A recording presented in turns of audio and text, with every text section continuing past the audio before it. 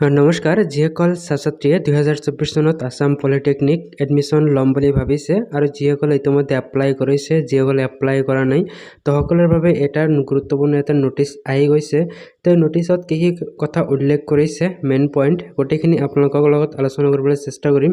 তো ভিডিঅ'টো সম্পূৰ্ণ একেলগে চাই থাকিব। তো নোটিছখন আপোনালোকে চাবৰ বাবে আপোনালোকে DTE যিটো অফিচিয়েল ৱেবছাইট, সেই ৱেবছাইটলৈ ভিজিট কৰিব।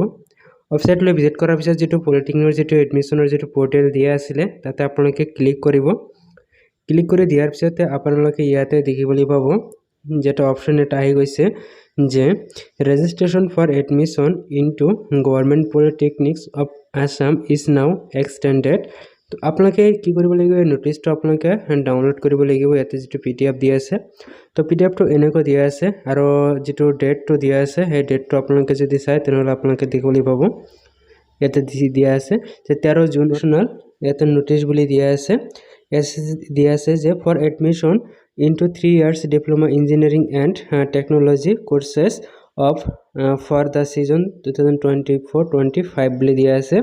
আপোনালোকে এইফালে যদি লক্ষ্য কৰে দিয়া আছে, ইয়াতে দিয়া আছে ইন কণ্টিনিউশ্যন। আপোনালোকে তলফালে আপোনালোকে যদি চাই তেনেহ'লে আপোনালোকে দেখিবলৈ পাব ইয়াতে যে the notice of all concern that for admission into 3 years diploma in engineering and technology courses in state government polytechnics of Assam, the online registration has been extended and the portal will be opened up to 20 জুনলৈকে ইয়াতে update ইয়াতে extended কৰি দিছে। এইটো আগতে আছিলে 15, অৰ্থাৎ আজি আছিলে লাষ্ট ডেট, কিন্তু এইটো এক্সটেণ্ডেড কৰি কিমান কৰি দিছে 20 জুনলৈকে কৰি দিছে।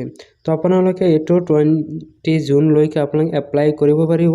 লগতে ইয়াতে কি কথা উল্লেখ কৰিছে আপোনালোকে যদি চাই তেনেহ'লে দেখিবলৈ পাব the correction window' for the candidates will be opened from 21 June to 22 June, অৰ্থাৎ 21 জুনৰ পৰা 22 জুন, মাত্ৰ 2 দিন আপোনালোকে সময় পাব। 2 দিন আপোনালোকৰ বাবে কাৰেকশ্যন কৰিব দিছে। মই আগতেও এইটো কথা উল্লেখ কৰিছিলোঁ যে আপোনালোকে ইয়াতে ডেটটো মেনশ্যন কৰা নাই যে কাৰেকশ্যন কৰিব পাৰিব নে বা কোন তাৰিখত কৰিব পাৰিব, সেইটো মেনশ্যন কৰা নাছিলে, কিন্তু মই আপোনাক কৈছিলোঁ যে আপোনালোকে ডেটটো এক্সটেণ্ডেডটো কৰিবই মাষ্ট বি। লগতে আপোনালোকে যিটো কাৰেকশ্যন, সেইটো কাৰেকশ্যনৰ বাবে আপোনালোকে নতুন এটা আপোনালোকে ডেট পাব, সেই ডেটটো আপোনালোকে কাৰেকশ্যন কৰিব। তো এতিয়া কাৰেকশ্যনটো কেনেকৈ কৰিব, কাৰেকশ্যনটো আপোনালোকে এতিয়া কৰিব নোৱাৰে। এইটো 21 জুনৰ পৰা এইটো 22 জুনলৈকে কৰিব পাৰিব। কিন্তু ইয়াতে চাওক, এইটো হ'ল ডিপ্ল'মা কোৰ্চৰ বাবে, কিন্তু যিসকল মানে ৰেগুলাৰ যিবিলাক কোৰ্চ আছে BA BSc BCom যিসকল ছাত্ৰ-ছাত্ৰীয়ে কৰি আছে, এডমিশ্যন লৈছে, তেওঁলোকৰ ইতিমধ্যে হৈ গৈছে, কাৰেকশ্যন হৈ গৈছে। চ' সেইখিনি আপোনালোকে যদি চাইছে তেনেহ'লে প্ৰচেছটো আপোনালোকে চাব পাৰিব, একেধৰণৰ প্ৰচেছ হয়। তো তেওঁলোকৰ ইতিমধ্যে কাৰেকশ্যনৰ প্ৰচেছ সেইখিনি হৈ গৈছে, তেওঁলোকৰ লিষ্ট এতিয়া ওলাব। তো আপোনালোকৰ ছেম প্ৰচেছতে হৈ যাব, কিন্তু তেওঁলোকৰ আগৰ হৈছে, আপোনালোকৰ মানে পিছত এইটো হৈ যাব।